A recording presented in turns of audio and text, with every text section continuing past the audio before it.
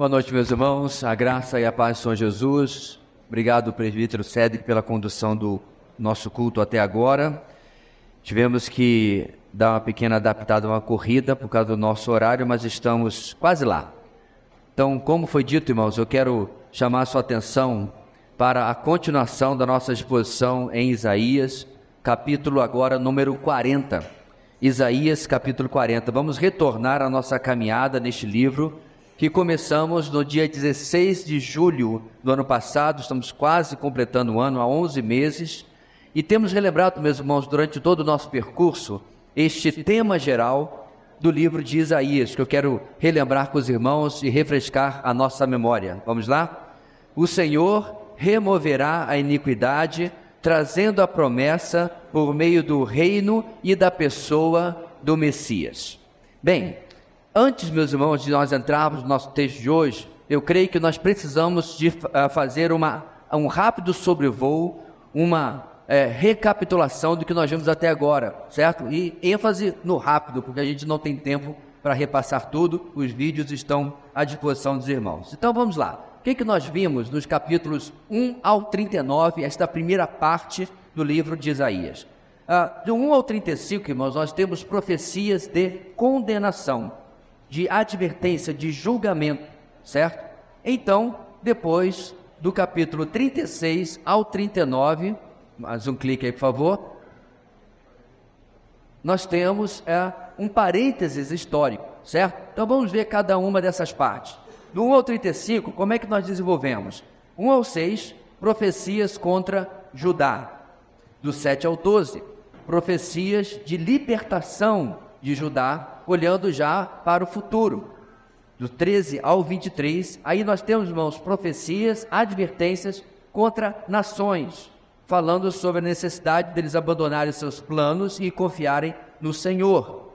No versículo do capítulo 24 ao 27, nós temos um parêntese falando de novo sobre o futuro, sobre o dia do Senhor, cumprimento da história e quando Israel experimentaria uma libertação. E aí, finalmente, meus irmãos, versículos capítulo 28 a 35, certo? Faltou ali subir um quadradinho, como é que é o seu? Acho que eu que botei na ordem errada. Dá mais um clique, por favor, aí. Não, tá tudo na ordem errada, não tem problema não. Bem, no último aí, irmão, do lado esquerdo, profecia de julgamento e bênção do capítulo 28 ao 35. Agora sim, do outro lado, nós temos esse parênteses histórico. Eu quero destacar, meus irmãos, que ele está em ordem inversa. Capítulos 38 e 39 falam da doença e cura de Ezequias e seu subsequente orgulho. E aí, antes disso, nós tínhamos visto os capítulos 36 e 37, aonde nós temos o livramento diante do avanço de Senaqueribe, o avanço da Assíria. Esse parêntese histórico, meus irmãos, ele tem o objetivo de mostrar como que as advertências do Senhor eram procedentes. Eles estavam errados em confiar na Síria antes, depois eles estavam errados em fazer alianças com outros povos para tentar ir contra a Síria, e o final do capítulo 36 a 39 mostra exatamente isso. Eles deviam ter confiado no Senhor e não nessas nações, porque uma após a outra foi caindo como dominós diante da Síria. Só que quando a Síria chegou nos muros de Jerusalém, o Senhor livrou o seu povo. Não as nações, não as alianças, mas o Senhor livrou o seu povo. E aí, meus irmãos, nós passamos adiante, porque enquanto essa primeira parte do livro, 1 ao 39, é composta principalmente de mensagens de julgamento, como estão ali, de condenação, de advertências, a segunda parte é diferente. Ela traz restauração e libertação como seu tom principal, como sua mensagem principal. E essa segunda parte, ela é dividida em 3 sessões de 9 capítulos cada uma. Olha que interessante como Isaías era organizado, né? Eu sei, não tinha capítulos na época de Isaías, mas a forma como ele colocou o seu conteúdo permitiu que depois se colocasse dividido desta maneira. Então, cada uma das 2 primeiras sessões, capítulo 48 a 40 a 48 e 49 a 57, interessantemente, termina com a mesma sentença: não há paz alguma para os ímpios. Mostrando, meus irmãos, que o que está se afunilando é Deus tratando com os povos, Deus resolvendo o seu problema com a humanidade, enquanto Ele vai restaurar os seus, enquanto Ele vai restaurar especialmente o seu povo escolhido.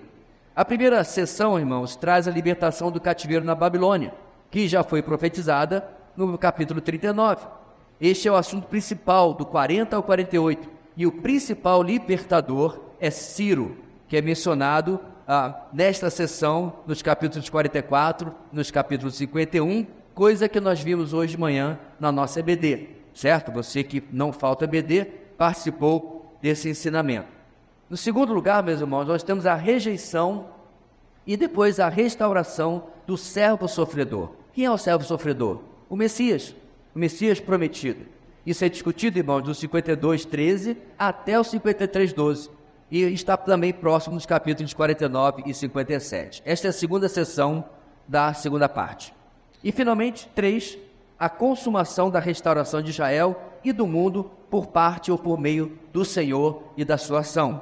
No centro desta terceira sessão, irmãos, capítulo 58 a 66, está a vinda do Messias, capítulo 61 a 63. Jesus, ou o Messias, aqui identificado desta maneira, é anunciado como a promessa final para Israel.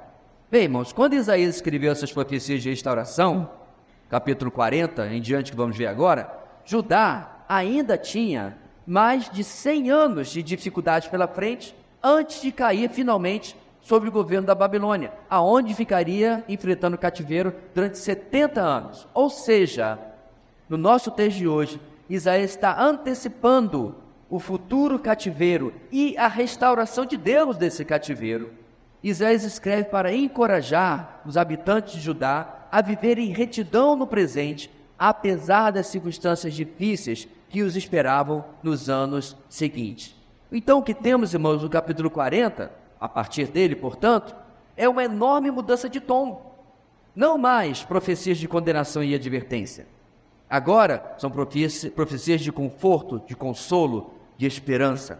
A salvação da parte de Deus foi diversas vezes prometida também na primeira parte, com uma estratégia positiva de levar o povo até o arrependimento, mas não funcionou. Mas agora, irmãos, esta salvação está se concretizando. E em quem ela se concretiza? No Messias. Quando o Senhor estabelecer ordem sobre a terra por meio do seu reino, tendo ele, o servo do Senhor, isto é, o Senhor Jesus, o Messias, no centro disso tudo. Agora repare, isso aqui é 2.700 anos atrás. Então é claro que os críticos da palavra de Deus, é claro que os incrédulos, é claro que os ateus olham para isso, olham para nós e dizem: vocês são tolos de acreditar em algo assim. Mas nós precisamos lembrar, meus irmãos, que a vinda de Jesus foi profetizada por milhares de anos. E ele de fato veio. Nem o mais tolo dos ateus diria que não existia um homem chamado Jesus de Nazaré que viveu há 2000 anos atrás. Pode não reconhecer que ele é Deus, mas reconhece que de fato ele nasceu. Porém, quando nós olhamos a palavra de Deus no Antigo Testamento, percebemos que a vinda dele foi profetizada, como eu disse, por milênios e de fato aconteceu. Então, igreja, não se preocupe. Um dia para o Senhor é como 1000 anos, e 1000 anos como um dia. O Senhor cumprirá a sua promessa. E para o povo de Israel, no livro de Isaías, isso começa a ser prometido no capítulo 40. Esse capítulo inicia a divisão, como eu disse, que vai até o capítulo 48. E ela está ligada, meus irmãos, a dois momentos importantes na história de Judá, ou de Israel, se você preferir. Em um plano mais imediato, Isaías está falando, meus irmãos, e prometendo sobre o fim do cativeiro babilônico, prenunciado no capítulo 39. E em segundo, de maneira mais longa, uma restauração definitiva e futura com o estabelecimento do reino messiânico. Nos próximos capítulos, Isaías vai, digamos assim, jogar entre um momento histórico e outro o tempo todo, restaurando ou trazendo palavras de restauração para o seu povo. Mas em meio a tudo isso e a tantas promessas, algo esquisito vai acontecer. O povo de Deus vai questionar se o Senhor é de fato tão amoroso como ele diz ser. Vai questionar se o Senhor de fato se importa com eles como ele diz se importar. E diante disso, meus irmãos, o Senhor irá responder novamente assegurando que trará salvação. Salvação essa que nós sabemos, ele já concretizou na cruz do Calvário com o Senhor Jesus, que é a configuração, a realização mais importante da salvação do Senhor. Mas ele também assegura que haverá uma realização futura, como eu disse, quando o reino for estabelecido. Então, meus irmãos, até o capítulo 48, o que nós vamos ver hoje e nas próximas semanas? É como se fosse, digamos assim, um julgamento. E quem está na cadeira de réu? Deus. Deus está se defendendo das desconfianças de Israel, apontando o quanto os deuses das nações são falsos. E principalmente, meus irmãos, mostrando como que ele tem, digamos assim, currículo para que o povo continuasse a confiar nele. E finalmente, Deus vai fazer isso, prometendo que enviará o seu Messias, o seu escolhido, para cuidar do povo. Bem, hoje, irmãos, no capítulo 40, a nossa grande ideia para você anotar aí no seu boletim, vai nos ensinar o seguinte: a grandiosidade do nosso Deus nos assegura seu socorro, nos trazendo tranquilidade. A grandiosidade do nosso Deus nos assegura seu socorro, nos trazendo tranquilidade. Quero convidar os irmãos, como fizemos tantas vezes nesses meses, quase um ano, a lermos bem bonito em um coral o nosso texto de Isaías, capítulo número 40. Vamos olhar para a direita e esquerda, ver se algum irmão precisa de tomar uma carona conosco, e vamos ler juntos, irmãos, o texto da palavra de Deus. Diz assim, verso 1. Consolem, consolem o meu povo, diz o Deus de vocês. Encorajem a Jerusalém e anunciem que ela já cumpriu o trabalho que lhe foi imposto. Pagou por sua iniquidade e recebeu da mão do Senhor em dobro por todos os seus pecados. Uma voz clama: no deserto preparem um caminho para o Senhor.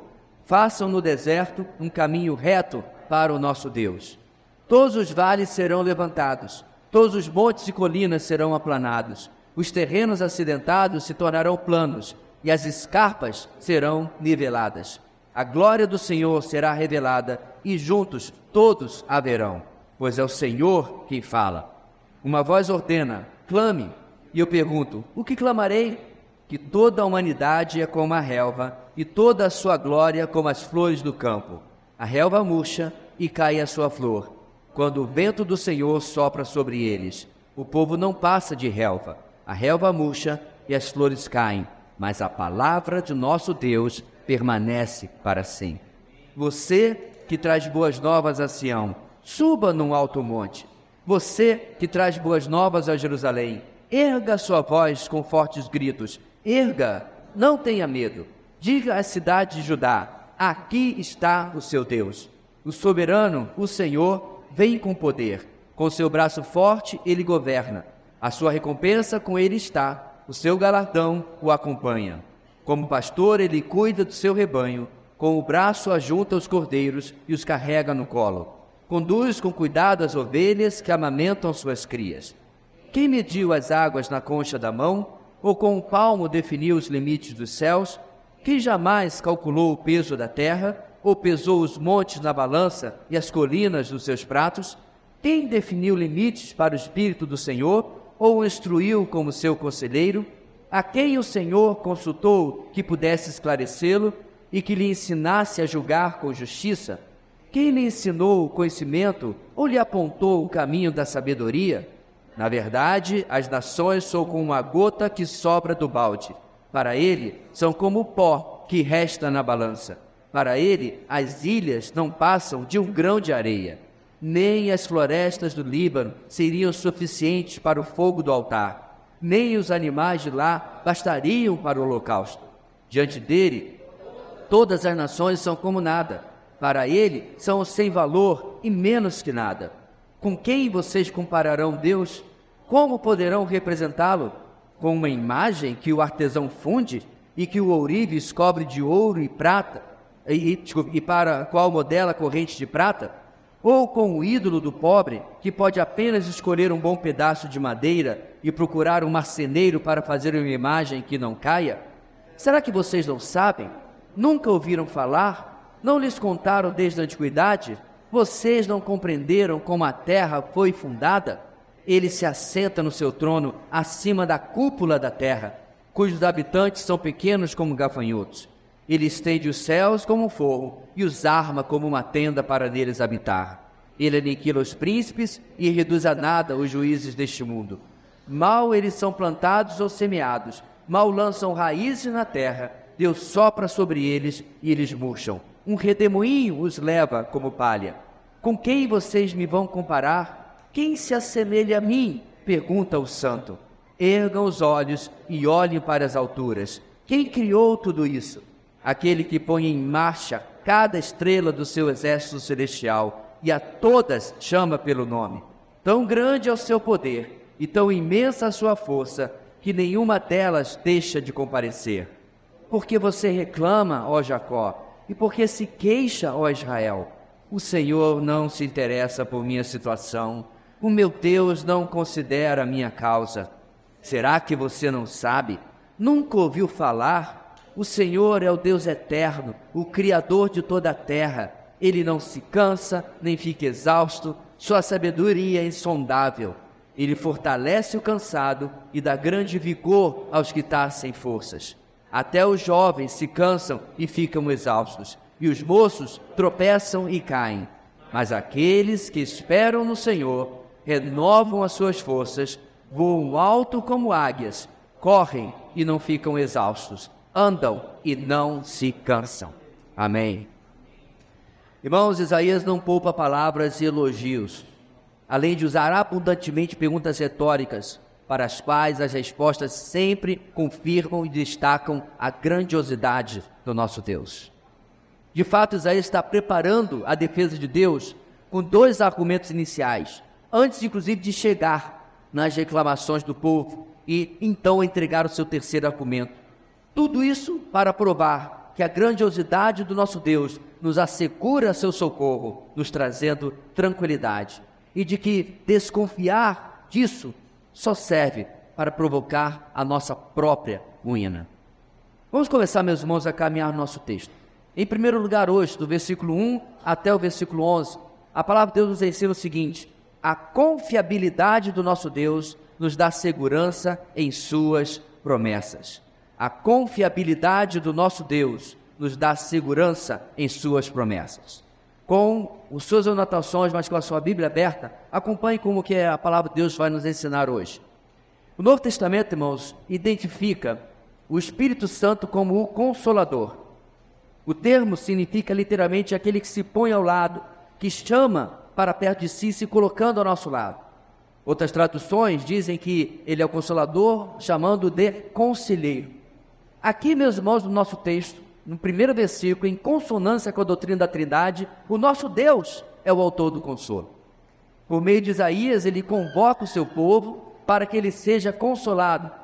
Apesar, meus irmãos, da maioria das versões, como a nossa NVI e a Revista Atualizada, traduzirem no passado, diz o Deus de você sobre esse consolo, na verdade, os especialistas em hebraico dizem que é melhor traduzir no futuro, ou seja, dirá o Deus de vocês no futuro. Ou seja, o verso, na verdade, nos diria o seguinte, sobre o verso número 1. Console e console o meu povo, dirá o Deus de vocês. Por quê? Porque apesar, meus irmãos, de que Isaías está falando no presente, isso acontecerá no futuro. O Senhor irá consolar o seu povo em todas as lutas e dificuldades que lhe sobrevirão no futuro. A necessidade de tal consolo é por causa do que nós vimos na semana retrasada, 5 semanas atrás, no capítulo 39. Se você lembra bem, meus irmãos, Ezequias recebe emissários da Babilônia. Ele mostra aos emissários todas as riquezas e defesas de Jerusalém. E aí, meus irmãos, Isaías chega com o rei Ezequias e dá-lhe um pito, dá-lhe uma bronca, dá-lhe uma chamada. Lá no capítulo 39, versículo 5, então Isaías disse a Ezequias: ouça a palavra do Senhor dos Exércitos. Um dia, tudo que há em seu palácio, bem como tudo que os seus antepassados acumularam até hoje, será levado para a Babilônia. Nada ficará, diz o Senhor. E alguns dos seus próprios descendentes serão levados e se tornarão eunucos no palácio do rei da Babilônia. Então, meus irmãos, subsequente a esta palavra de profecia, dizendo que o povo iria para o cativeiro babilônico, capítulo 40. Consolem, consolem o meu povo. Aí, meus irmãos, há um salto. Isaías está, meus irmãos, com mais de 100 anos de antecedência, trazendo essa palavra de consolo que, com certeza, o povo precisará quando estiver lá na Babilônia, lá no cativeiro. O conteúdo da mensagem de consolo devia encorajar o povo de Jerusalém, encorajar o povo de Israel.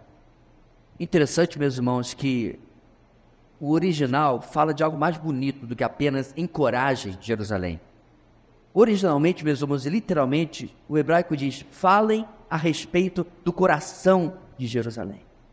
É como se fosse, meus irmãos, uma expressão muito mais tenra, muito mais amorosa do que o português nos traz. É como se Deus estivesse dizendo: pega esse coração que está palpitando de ansiedade, pega esse coração que está palpitando de medo num país estrangeiro, ouvindo uma língua que não conhece, costumes que desconhece, costumes contrários àquilo que vocês estão acostumados a fazer por causa do Senhor, e acalma o coração deles.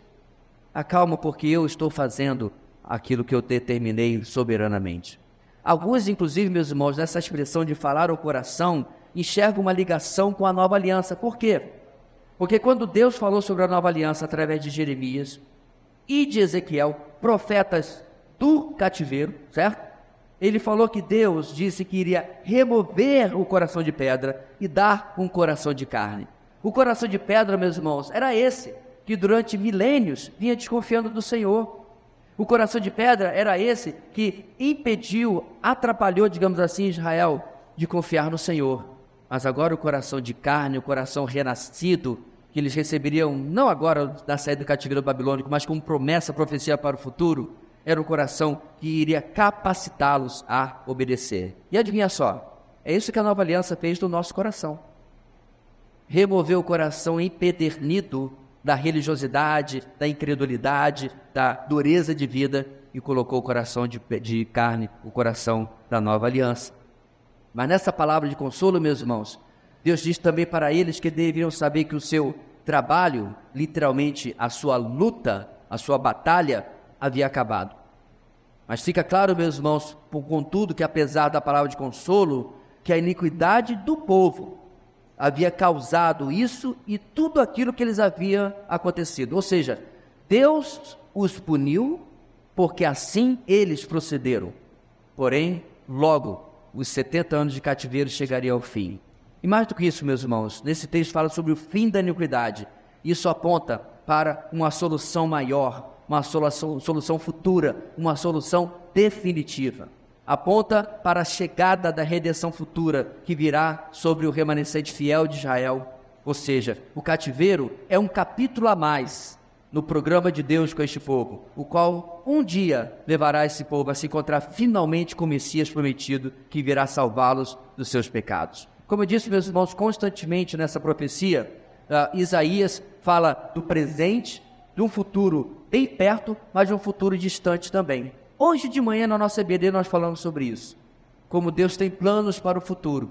Revelou, inclusive, através de Daniel também, profeta do cativeiro, de como ele vai restaurar o seu povo e nele manifestar a sua graça. O verso 3, inclusive, nos ajuda a entender isso. Como que Deus, através de Isaías, de fato está apontando para o futuro. Olha só. Porque, com certeza, qualquer leitor atento das Escrituras está reconhecendo o que nós temos no verso 3. No deserto, prepare o caminho para o Senhor. Façam no deserto um caminho reto para o nosso Deus. O que é isso, irmãos? Exatamente o texto que foi aplicado para João Batista como o arauto, como proclamador da vida de Jesus. Você pode confirmar isso em Mateus 3:3, em Marcos 1:3, em Lucas 3:4 e João 1:23. Os 4 evangelistas registram este mesmo versículo de Isaías 43, se referindo a João Batista. Os 4 evangelhos, meus irmãos, vinculam a chegada do Messias, ou seja, a chegada da redenção total, do fim da iniquidade, com a chegada do Messias, e vinculam a Isaías capítulo 40. Ou seja, apesar de Isaías estar consolando o povo por causa do fim do cativeiro babilônico, ele está indo além está profetizando e consolando o fim do cativeiro do pecado por meio de Jesus Cristo. Um duplo cumprimento, se você assim quiser usar, como a gente ensinou inclusive na EBD. Deus está trazendo aqui, meus irmãos, um plano muito maior do que apenas fazê-lo sair da Babilônia e voltar para Jerusalém. Para exemplificar, meus irmãos, a mudança que aconteceria, olha o verso 4. Ele fala de vales exaltados e montes rebaixados. A ideia aqui, meus irmãos, é de trabalhadores terraplanando um terreno que antes era acidentado e fazendo uma passagem plana e reta e ampla para alguém importante que viria. É o equivalente moderno de estender o tapete vermelho. Então, naquele tempo, se você tinha um dignatário vindo, o dignatário não queria pisar em pedras e poder torcer o tornozelo. Ele não queria ter que passar por escarpas e lugares difíceis. Então, as pessoas vinham antes e faziam, dentro do possível, não tinha retroescavadeira, não tinha trator, tinha nada disso, trabalho manual, geralmente escravo, mas tinham que fazer o quê, meus irmãos? Tirar as pedras, tirar as vegetações e fazer o caminho plano para ele. João Batista fez isso. Ele preparou o caminho para a vinda do Messias. Ele terraplanou para que o rei Messias pudesse chegar. E na chegada, meus irmãos, do Messias, a recompensa com a chegada dele está no verso 5.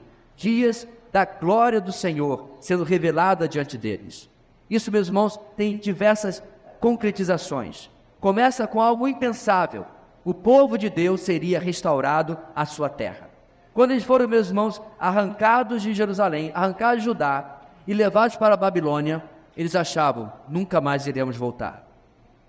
Aqui vai ser o nosso fim, mas não aconteceu. Eles realmente voltaram e foram restaurados à terra. Mas, meus irmãos, essa promessa de terraplanar o caminho para a chegada do Messias continua, com algo que nós vamos ver diversas vezes até o fim de Isaías, isto é, o Messias virá com glória. E de fato isso aconteceu.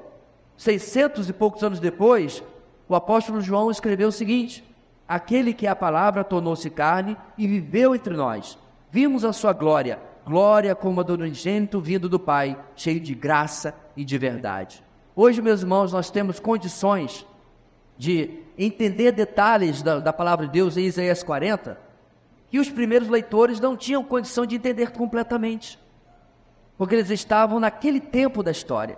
Mas hoje nós temos mais subsídios e o resto da revelação, o resto da palavra de Deus, para entender que finalmente essa palavra se cumprirá de forma definitiva, ou se cumpriu de forma definitiva, melhor dizendo, quando o mesmo Jesus, o Messias, veio a primeira vez. E por final, quando ele vier em glória com os seus santos, nós, e com os seus anjos. Ou seja, meus irmãos, detalhes desse texto que mostram que Deus está cuidando de cada detalhe, de cada parte, para cumprir aquilo que prometeu ao seu povo há tanto tempo atrás. Então, meus irmãos, Israel, no cativeiro, recebendo essa palavra de Isaías, profetizada tantos anos antes, é desafiada a crer que em tudo isso. E nós também, porque assim disse o Senhor, está no texto. Tudo isso, meus irmãos, está sendo garantido porque é o Senhor que está falando, o Deus que não pode mentir. Aqui está, meus irmãos, a nossa segurança do nosso ponto. Podemos, devemos e precisamos confiar nas palavras do Senhor. Esta desconfiança em relação à palavra do Senhor vinha sendo, irmãos, o problema dos israelitas há literalmente séculos e séculos, milênios até. Quantas vezes, meus irmãos, eles ignoraram, rejeitaram a palavra escrita de Deus na Torá e a palavra profetizada de Deus por meio dos profetas. Quantas vezes, meus irmãos, Deus falava A, eles faziam B. Deus falava centro, eles levantavam, Deus falava esquerda, eles iam para a direita o tempo todo, desconfiando da palavra do Senhor. E deixavam assim, meus irmãos, de experimentar a glória de Deus, deixavam de experimentar as bênçãos prometidas aos seus antepassados, porque eles obedeciam à palavra do Senhor. Assim, buscando, irmãos, corrigir este erro que acompanhava o povo de Deus há tanto tempo, há milênios, o Senhor, nos versos 6 a 8, convoca um clamor, isto é, uma proclamação em alta voz. Eles deviam proclamar como a humanidade é passageira, relva, flor, murcham, isto é, tudo que foi criado tem começo e tem fim, mas a palavra do nosso Deus permanece para sempre. O contraste aqui, meus irmãos, é até maior do que a gente pode às vezes perceber.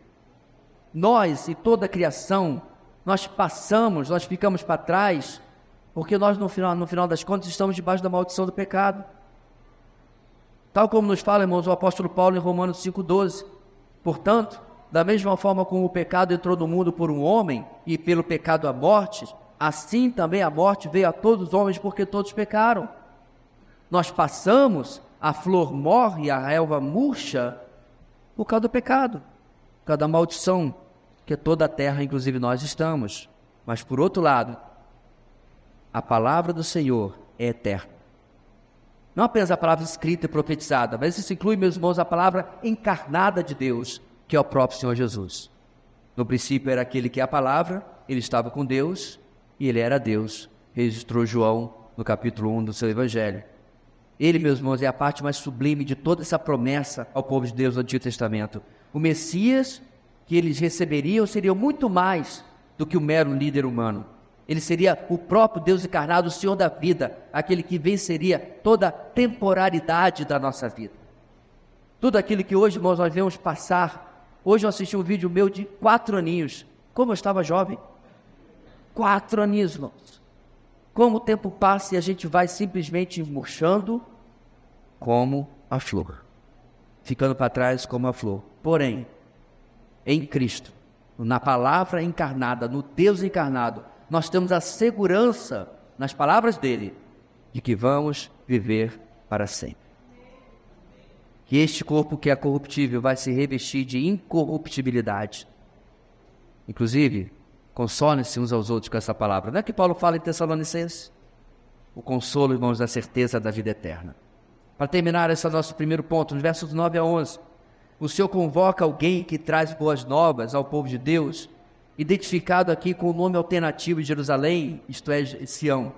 Ele convoca, meus irmãos, vamos dizer, este evangelista. Por quê? Porque boas novas é evangelho. O que traz boas novas não deixa de ser um evangelista. É provável que esse aqui a anunciar sejam os discípulos ou os divulgadores da obra de Isaías nos anos futuros. Esses homens, eles deveriam proclamar de um lugar alto, isto é, para que todos pudessem ouvir. E principalmente, meus irmãos, eles não deveriam ter medo. Ora, um aviso de que não temessem para que não temamos, só faz sentido, só é plausível se houver algo a que temer. Não é verdade? Isso aponta, meus irmãos, que a salvação prometida viria, mas viria em meio a tempo de lutas, em meio a tempo de tribulações, algo que inclusive combina com, primeiro, o fim do cativeiro, que seria o período de turbulência. A queda do Império Babilônico, o erguimento do Império Medo-Persa, coisa que nós vimos na nossa EBD de hoje também, certo? Seria um tempo turbuloso, seria um tempo, talvez assim, digamos, de falta de lei, falta de quem está mandando nesse negócio, afinal de contas. E o povo na insegurança de saber o que vai acontecer conosco. Nós sabemos, Ciro assina um decreto e o povo volta para Jerusalém, mas até que isto aconteça, eles estavam nesse tempo de tribulação. É nesse tempo, por exemplo, meus irmãos, que aconteceu a perseguição aos judeus, que nós vemos no livro de Esther. Mas isso é algo, meus irmãos, também que combina lá no futuro, na tribulação. Dentro deste povo de Israel, Deus vai tirar o seu remanescente através de luta, através de tribulação, através de perseguição. Sendo perseguidos pelo governo e pelo governante mundial, eles se voltarão finalmente para o Messias, para Jesus. Ou seja, meus irmãos, não temam, diz ele, porque o Senhor está trazendo salvação. E a mensagem deles, então, proclamadas do alto e sem temor, no final do verso 9, é qual? Aqui está o seu Deus. Perceba, meus irmãos, esse tom triunfante de Isaías. Mas também perceba, meus irmãos, que o evangelista está direcionando isso para que o povo de Judá pudesse ter essa esperança renovada. Porque, como já disse várias vezes, eles têm esse papel central naquilo que Deus está fazendo nos últimos dias. E aí o nosso texto vai terminar com uma expressão de cuidado do Senhor. Nosso texto termina mesmo com essa promessa de que fato o Senhor viria com poder, viria com recompensa, mas viria também, meus irmãos, com cuidado para com o seu povo. Todas essas promessas deviam ser tomadas de forma literal pelo povo de Judá. O Senhor continuava cumprindo cada uma de suas advertências, mas também cada uma de suas promessas. Ele advertiu do cativeiro. Agora ele diz: eu vou restaurar vocês. Creiam no que eu estou dizendo. Ele certamente, meus irmãos, iria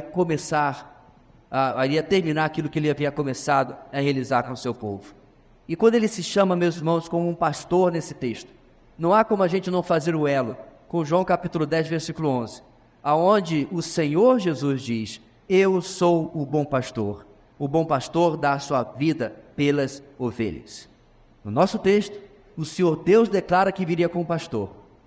Em Cristo, Ele cumpre provando vez após vez como nós podemos confiar e como podemos ter segurança, meus irmãos, nas promessas do Senhor. Absolutamente nada daquilo que Ele promete a nós cai por terra. Fica no caminho. Ele cumpre tudo aquilo que Ele vem nos prometendo. Mas o texto vai continuar, meus irmãos. E em segundo lugar, nós vamos ver dos versículos 12 ao 26, um segundo argumento de Deus, preparando para as desconfianças e as acusações que virão no futuro. Em segundo lugar, como está ali, a incomparabilidade do nosso Deus na criação nos dá segurança em suas promessas. Palavra difícil, cumprida, mas ela existe. Ou seja, o nosso Deus é incomparável, como inclusive nós cantamos agora há pouco no louvor. A incomparabilidade do nosso Deus na criação nos dá segurança em suas promessas. Em seu discurso inicial, da segunda parte, o Senhor passa a apresentar uma segunda razão da segurança que o seu povo deveria ter em sua palavra e em suas promessas. E essa razão está relacionada, irmãos, aos feitos do Senhor. É como se Deus agora fosse mostrar o seu currículo para confrontar o povo se ele deveria ou não ter desconfiança em Deus. Boa parte, meus irmãos, dos versos 12 a 26, nós podemos encontrar uma tremenda semelhança com os discursos finais do Senhor lá no livro de Jó, nos capítulos 38 e 39. Basicamente, nos dois textos, o Senhor desafia os homens a apresentar quem já tenha realizado o que ele realizou. Se vamos duvidar da capacidade do Senhor, uma boa razão é porque nós temos uma alternativa, não é isso? Isto é, temos outro que pode fazer o que ele faz e, portanto, pode nos assegurar um futuro abençoado. Se você não está confiando no Senhor, em quem você está confiando? Ele já fez o que o Senhor fez? Ele apresentou as credenciais que o Senhor apresentou? Porém, todas as perguntas que nós vemos aqui, irmãos, e todas as perguntas que vemos em Jó também, são perguntas retóricas. Quem? Pergunta o Senhor. A resposta, vez após vez, vai ser absolutamente ninguém. Porque ninguém é comparável ao Senhor, como nós também cantamos esta noite. Nos versos 12 a 14, temos 5 perguntas retóricas, destacando a incomparabilidade do nosso Deus naquilo que Ele criou. E no fato, meus irmãos, de que Ele não precisa da ajuda, do conselho de absolutamente ninguém. Apenas homens, em sua arrogância, poderiam não perceber a sua pequenez diante dessa lista de feitos extraordinários do nosso Deus. Ele fala sobre medir as águas na concha da sua mão. Repare, meus irmãos, que quando a gente coloca água na concha da nossa mão, logo essa água se esvai.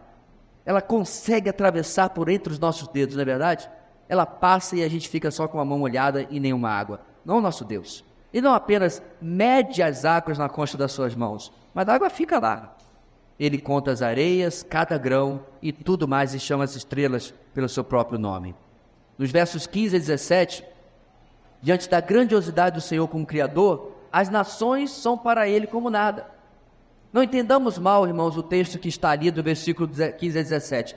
Deus não está desprezando as pessoas, Deus não está desprezando as nações. Ele está apenas dizendo que com todas as suas armas nucleares, vamos trazer para os dias de hoje, né? Com todo o seu poderio bélico, com todos os seus grandiosos exércitos, diz que a China, com 1 bilhão e tantos de habitantes, tem um exército de mais de 100 milhões de soldados. E daí? Lembra daquela parte dos Vingadores que o cara diz, ele tem isso, tem aquilo, tem... Nós temos um Hulk. Lembra? Pois é. Tem 100 milhões de soldados na China. Eu tenho Yahweh. Acabou. Não tem disputa, não tem comparação, não tem como comparar o nosso Deus. Não há ninguém, nenhuma nação e nenhum governante que possa se opor a Ele. Porque, meus irmãos, ele estava ali na Babilônia, onde parecia um inimigo indestrutível, até que veio os medo-persas. E nós vimos hoje de manhã, meus irmãos, que logo os medo-persas vão passar rápido, porque vai surgir um outro império e outro império. Por quê, meus irmãos? Porque o próprio Daniel, antes de revelar o significado do sonho de Nabucodonosor, ele disse o seguinte: ele muda as épocas, as estações, destrona reis e os estabelece.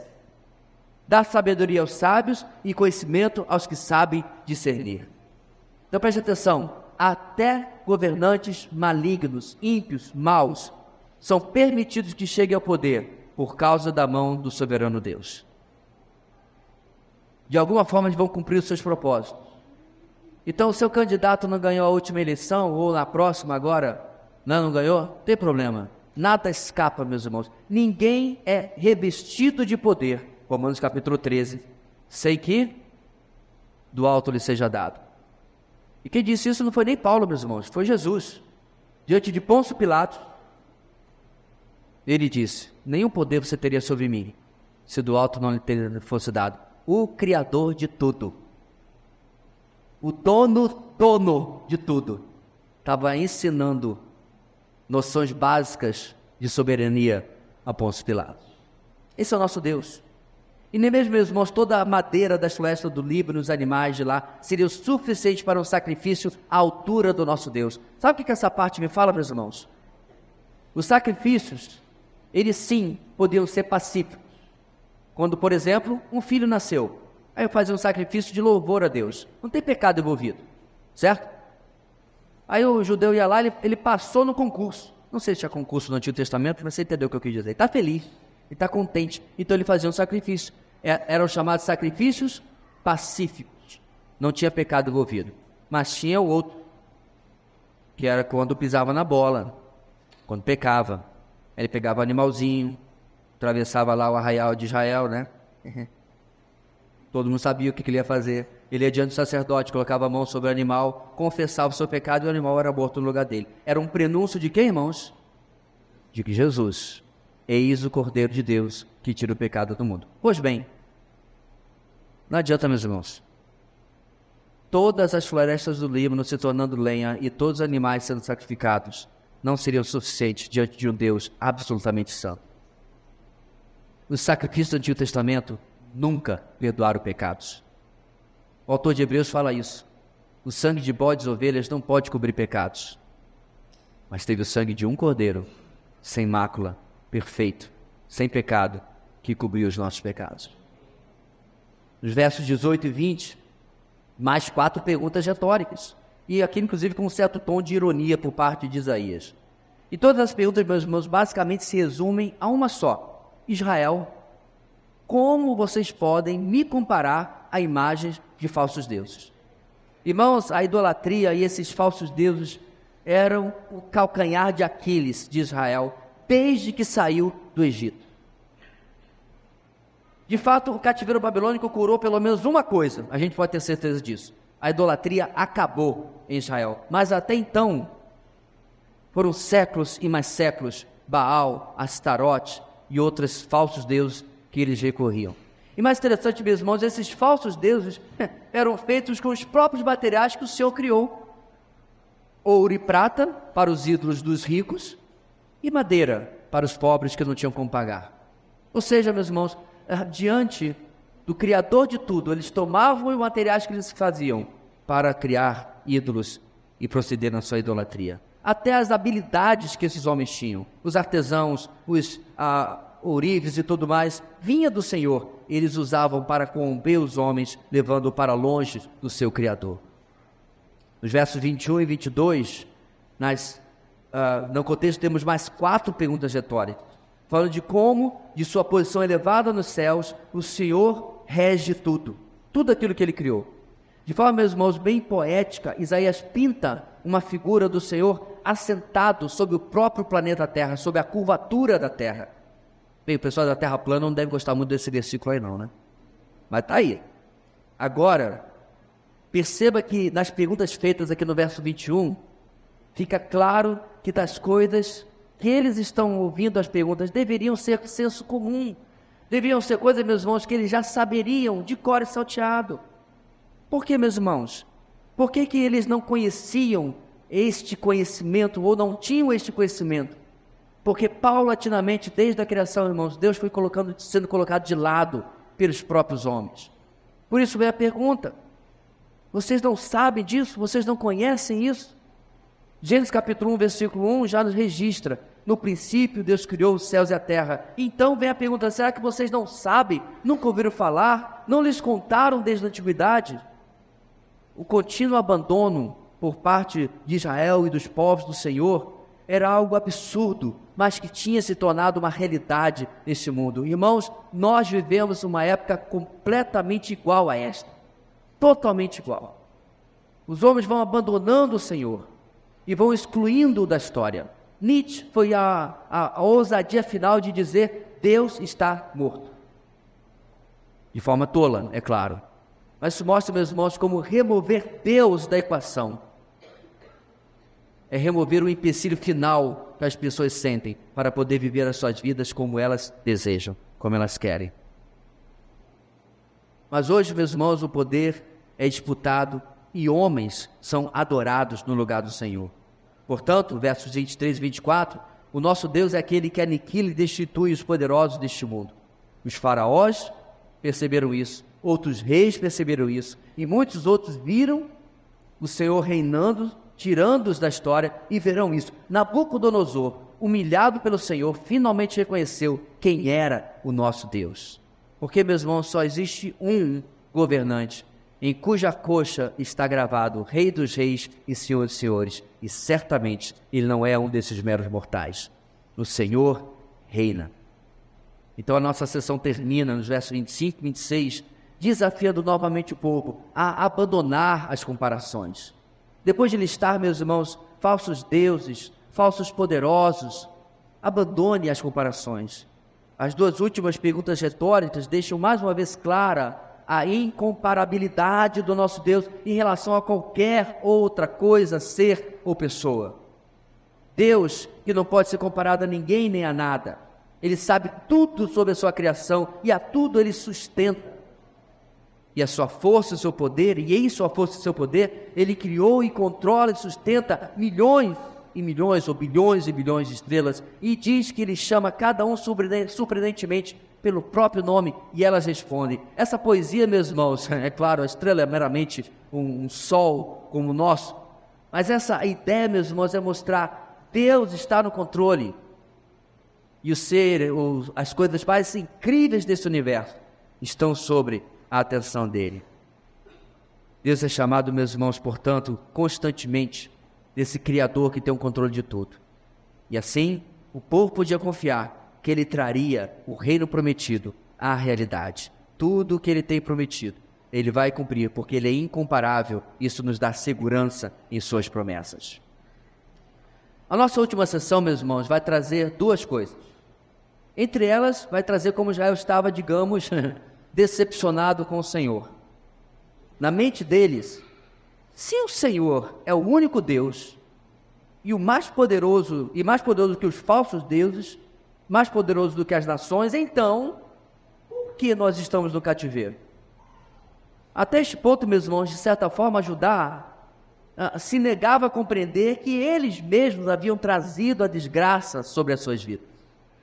Se negava a admitir, meus irmãos, que o Senhor estava sendo fiel à sua palavra e cumprindo o que havia alertado que iria fazer diante da rebeldia e diante da desobediência de Israel.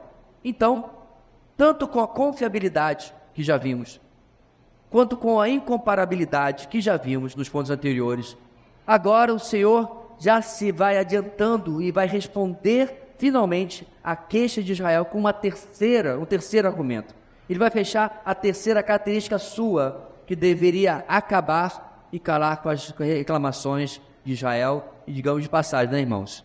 Nossas também, quando não confiamos no Senhor. Terceiro e último lugar, irmãos, para fechar a nossa mensagem de hoje, versículos 27 a 31. A incansabilidade do nosso Deus contrasta com a nossa fragilidade e incredulidade. A incansabilidade, ou seja, a qualidade daquele que não se cansa, do nosso Deus, contrasta com a nossa fragilidade e incredulidade. O verso 27 começa exatamente expondo a reclamação ou a queixa de Jacó, isto é, de Israel. O Senhor não se interessa pela minha situação. O meu Deus não considera a minha causa.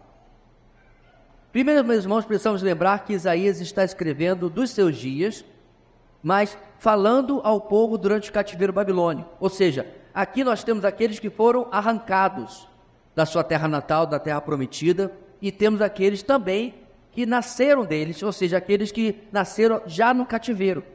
Certo? O cativeiro dura 70 anos. Muita gente nasceu na Babilônia. Muita gente nunca havia pisado em Jerusalém.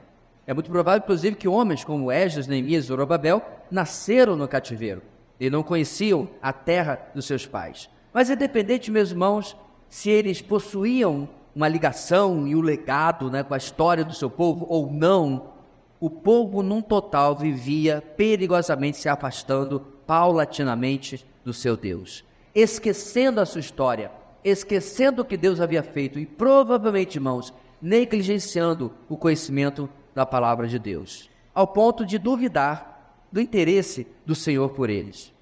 Enquanto o povo mesmo se enganava com essa mentira, Deus agia de outra forma. E para tanto, eu quero relembrar um texto de Oséias, lá no capítulo 11. É mais ou menos as mesmas circunstâncias de Isaías e mesmo tempo, inclusive, irmão.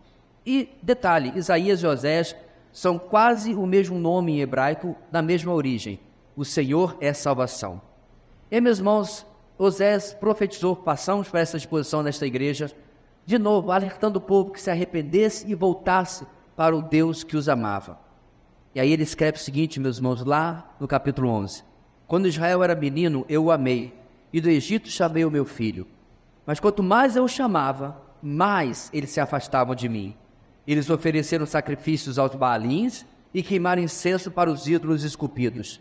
Mas fui eu quem ensinou Efraim a andar. Efraim aqui, meus irmãos, é Israel, correto? Uma das tribos.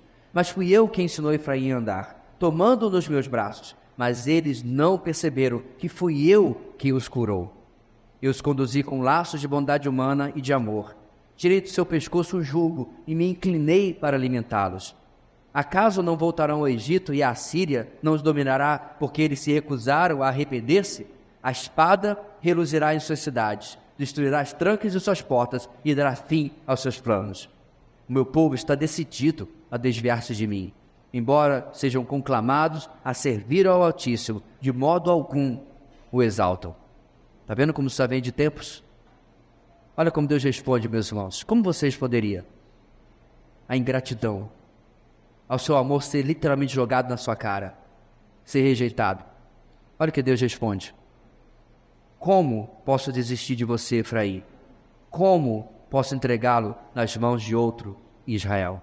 O meu coração está enternecido, despertou-se toda a minha compaixão.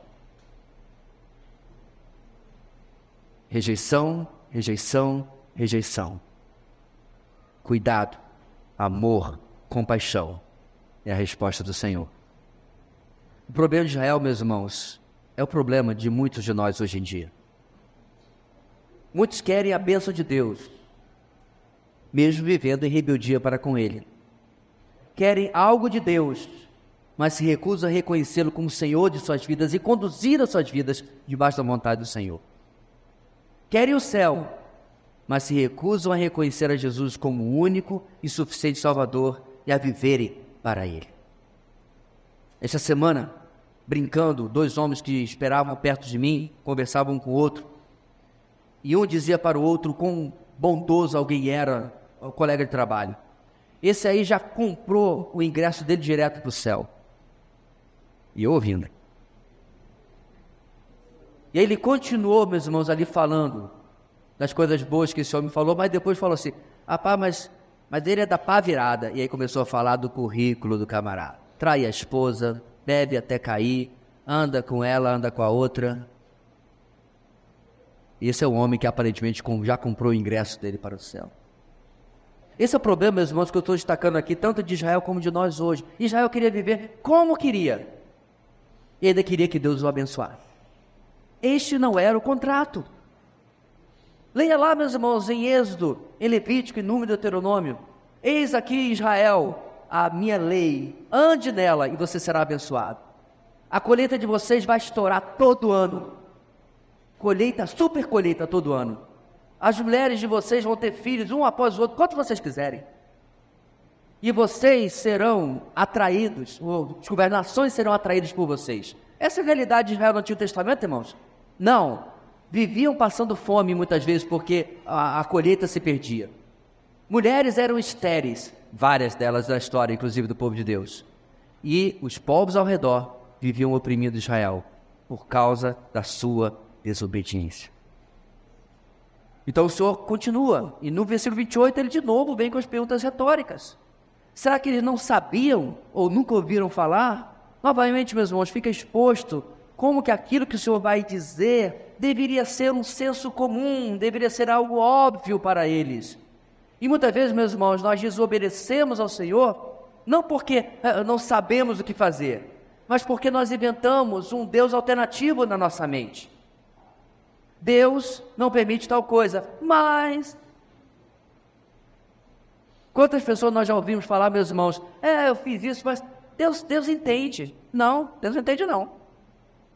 Você criou um Deus alternativo na sua mente, um Deus da Shopee, um Deus falso. Na minha época a gente falava que era Deus do Paraguai. Coitado do Paraguai, né? Porque as coisas falsificadas vinham de lá. Não é verdadeiro, irmãos. Você criou um evangelho, não um evangelho, onde as suas alternativas visam satisfazer a você mesmo. Porém, mesmo sabe que a gente realmente não sabe? Que nunca ouvimos falar quem de fato é nosso Deus? Será, meus irmãos, que nós somos uma geração tão desconhecedora das Escrituras que nós não sabemos? Sabemos. Mas fingimos não saber, fingimos ignorância para justificar muitas vezes o nosso pecado. Nesse contexto, irmãos, o que eles certamente deveriam saber é que o Senhor é eterno e jamais se cansa, jamais fica exausto. O povo estava se cansando de esperar o livramento do Senhor. Sabe por que eles estavam se cansando, irmãos? Olha o argumento de Deus. Vocês estão se cansando porque não estão esperando em mim e por mim. Irmãos, quando esperamos em nós, quando esperamos naquilo que nos domina, em nossas prioridades, quando esperamos em nós e o que nos domina são os nossos desejos e o nosso tempo, cansamos. Somos esmagados pelas circunstâncias. Por outro lado, quando esperamos no Senhor, o que nos domina é o que Ele deseja, é o que satisfaz a Ele, é o que Ele determina como prioridade na nossa vida, é o tempo dEle. E aí não cansamos, não importa quanto demorar.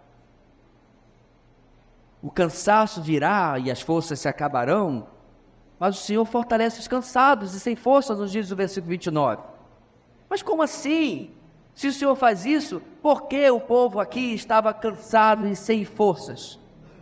Como eu disse, porque o povo continuava se sentindo rejeitado e esquecido pelo Senhor, porque eles estavam esperando em suas próprias forças, seus próprios meios, seus próprios recursos. Quando nós dizemos assim, meus irmãos, verso 30, nos fala que até mesmo jovens e moços em plena saúde também se sentirão cansados. Porque, meus irmãos, a vida é dura demais. Compre um capacete. Ela desafia a gente. Você sabe, meus irmãos, porque a gente está sendo a geração recorde de tomar remédio? Desde pequeno. Ritalin, é isso? Como é que é o nome? A Ritalin em inglês, né? Pode chamar de Rita Lee.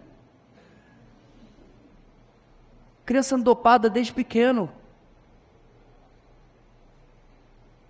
A coisa está tão complicada, meus irmãos, já estão passando a depressão para os animais. Vai ter psicólogo para ajudar o cachorro do cara porque está deprimido. Dá uma comida melhor, leva para passear, vê se o bichinho não sai da depressão rapidinho. Não está deprimido não, ele está mal cuidado mesmo. O ponto aqui, meus irmãos, é que quando a gente tenta levar a existência humana na raça, só a gente, é pesado. Não dá não.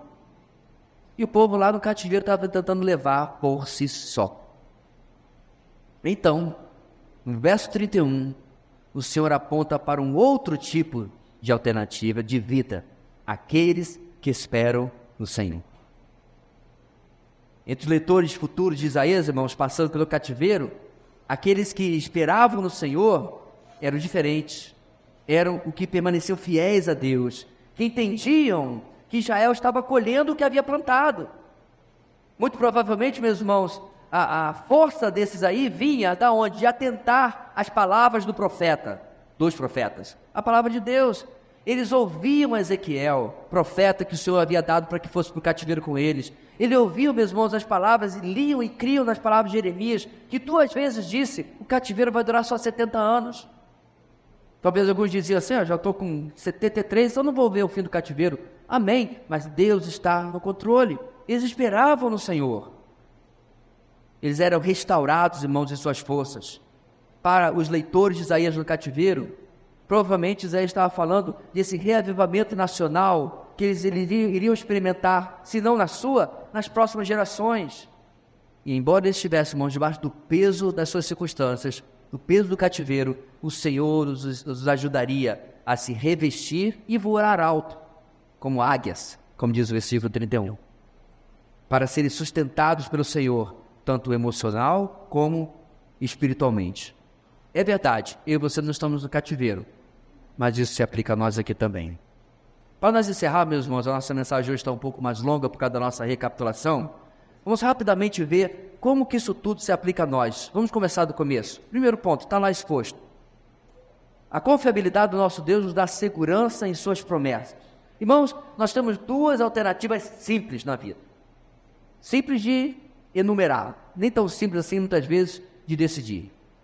Passamos pela vida em confiança em nós mesmos, ou confiando na sociedade, confiando no dinheiro, nas filosofias, nas ideologias das pessoas, confiando até mesmo no acaso, não sei, ou passamos pela vida em confiança no Senhor e guiando cada aspecto da nossa existência, das nossas vidas, pela palavra do Senhor. São 2 alternativas. Eis a razão, meus irmãos, porque o diabo tem tentado remover a palavra de Deus até de dentro das igrejas. Conhecido meu disse que no começo do ano visitou uma igreja batista, lá estava o nome, onde o camarada citou João Pessoa. Esse foi o texto dele de pregação. Não Paulo, não Pedro, não Moisés, não Davi, João Pessoa. E trouxe uma palestra muito doce, muito adoçada. Aí eu brinquei com ele, depois vocês juntaram as mãos e cantaram Kumbaya, ou We Are The World, né? Isso na igreja, pode chamar de qualquer coisa, menos de igreja, mas lotado. Por quê? Porque são pessoas que decidiram guiar sua vida por filosofias e substituir paulatinamente ao Senhor. Meu irmão, guie a sua vida pela palavra de Deus e você irá começar a incomodar este mundo. A começar por si mesmo. Seu coração e sua mente serão incomodados. Os padrões pelos quais você quer reger a sua vida serão incomodados, porque Deus vai substituí-los por padrões melhores, mais abençoadores, padrões eternos. 2. A incomparabilidade do nosso Deus na criação nos dá segurança em suas promessas. Novamente, irmãos, nós temos mais 2 alternativas. Desprezamos a grandiosidade manifestada por Deus na sua criação, ou nos maravilhamos e tomamos isso como motivo de segurança para crermos em cada uma de suas promessas. Meus irmãos, na minha cidade nós temos muitas montanhas e até tem um pôr do sol bonito, especialmente quando o sol se põe do lado que está o mar, né? Então o pessoal vai para lá, tem um pessoal meio tonto que vai aplaude o pôr do sol, nunca entendi isso daí, mas tá bom, né? E tá lá. Mas você já reparou que pôr do sol maravilhoso nós temos em Boa Vista, porque não tem montanha. E o céu fica baunilha, depois ele fica roseado, e depois a coisa mais linda. Às vezes eu fico impressionado, meus irmãos, como nós como cristãos, devíamos ser os que mais admiram a natureza. Um dos maiores filósofos cristãos, de agora o nome dele completamente na minha mente, até parece que eu não conheço a obra dele, mas enfim, ele escreve, meus irmãos, como nós devemos ser os que cuidam da criação. Alguém lembrou o nome aí? Qual é o nome dele? Francis Schaeffer, muito obrigado. É a idade. Francis fala sobre isso, irmãos. Nós somos irmãos de criação. Da onça, do taperebá, do açaí, da floresta. Eu não estou falando aqui, meus irmãos, dessa coisa ecochata, bitolada, humanoide, não. Não. Mas vou ver, meus irmãos, que os céus declaram, o que, irmãos? A glória de Deus. O salmista fala. Portanto, meus irmãos, o currículo do nosso Deus diz: o Deus que criou tudo isso não pode tomar conta da minha vida? O Deus que fez tudo vir à existência não pode fazer com que venha à existência o que quer que seja que eu preciso na minha vida segundo a vontade dele? Com certeza absoluta ele pode. Se há, meus irmãos, uma razão pela qual podemos confiar na palavra de Deus e no Deus da palavra, é o seu currículo. Quem pesou os mares em sua mão? Quem contou da areia cada grão? Quem dá nome às estrelas e elas lhes obedecem? A quem toda a criação, Salmo 150, canta e louva? Somente ao meu e ao seu Deus. E finalmente, meus irmãos, em terceiro lugar, a incansabilidade do nosso Deus contrasta com a nossa fragilidade e incredulidade. Finalmente, meus irmãos, em que nós temos esperado em nós mesmos, em nossos recursos, temos esperado em nossa network, as pessoas que nós conhecemos, em nossa habilidade de resolver os problemas. Quantas vezes, meus irmãos, quanto mais Deus nos capacita, mais usamos isso para sabotar a nossa vida e a nossa fé. Quanto mais aprendemos do Senhor e quanto mais somos capacitados, quanto mais crescemos na vida, irmãos, quer seja intelectualmente, quer seja materialmente, não importa, mais humildes deveríamos ser. Porque não recebemos nada de nós mesmos, tudo recebemos dele. Temos que esperar nele e ser submisso a ele, daquilo que ele determina e quando ele determina. Portanto, meu irmão, na próxima vez que você passar por um cativeiro na sua vida, qualquer luta que seja, pode ser um diagnóstico, pode ser outro tipo qualquer de notícia que nós classificamos como má, que você e eu possamos ver, primeiro, se de repente não fui eu mesmo o causador disso tudo, e segundo, se eu não fui o causador, o que Deus está me ensinando com aquilo. Deus tinha grandes lições para Israel nos 70 anos do cativeiro babilônico, como tem também em tudo aquilo que ele vai fazer na história. Com certeza, meus irmãos, o Senhor não tem esquecido quanto nós ainda somos pequenos e imaturos diante da sabedoria dele. E como precisamos aprender, como pais, como mães, como cônjuges, como filhos, como empregados ou empregadores, como cidadãos, como servos de Deus. Portanto, que o Senhor possa mostrar sua grandiosidade a nós e ela nos assegurar do seu socorro e nos trazer tranquilidade para a nossa vida. Na semana que inicia, que Isaías 40 possa pulsar nas nossas mentes e corações e possamos lembrar daquilo que nos ensina. Oremos. Deus querido, muito obrigado pela tua palavra, que vem 27 séculos confrontar a nossa realidade hoje, para que possamos continuar crendo que o consolo que o Senhor nos traz e as promessas que o Senhor nos traz, de fato são verdadeiros e serão concretizados na nossa vida. Porque Tu és o Deus como nenhum, em quem podemos confiar completamente, a quem não podemos comparar com ninguém, porque não se cansa e nem se fadiga, e sempre cuida de nós. Oramos no nome de Jesus. Amém e amém.